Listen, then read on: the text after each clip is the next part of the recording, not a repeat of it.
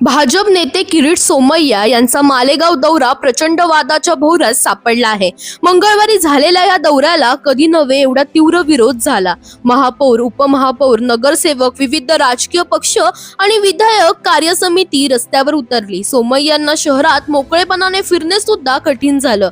सुरक्षा रक्षकांच्या घराड्यात सोमय्यांनी मालेगाव दहशतवाद्यांचा अड्डा असून बांगलादेशी नागरिकांचं आश्रयस्थान असल्याचा आरोप केला। त्यांचा बांगलादेशी हा 1 पॉइंट अजेंडा पुन्हा एकदा पुढे आला। मात्र या वक्तव्यामुळे स्थानिक पातळीवर तीव्र प्रतिक्रिया उमटल्या आहेत।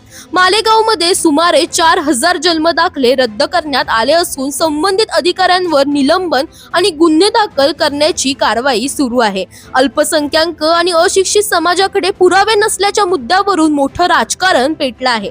मात्र यावर राज्य सरकारने अधिकृत भूमिका जाहीर केलेली नाही।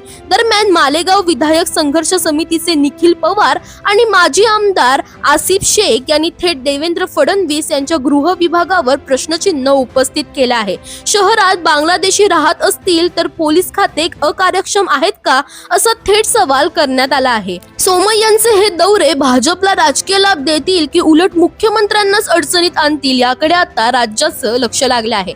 दरम्यान तुम्हालाही अशाच पॉलिटिक्स रिलेटेड अपडेट्स हव्या असतील तर इंडिया लीडरला फॉलो करायला विसरू नका।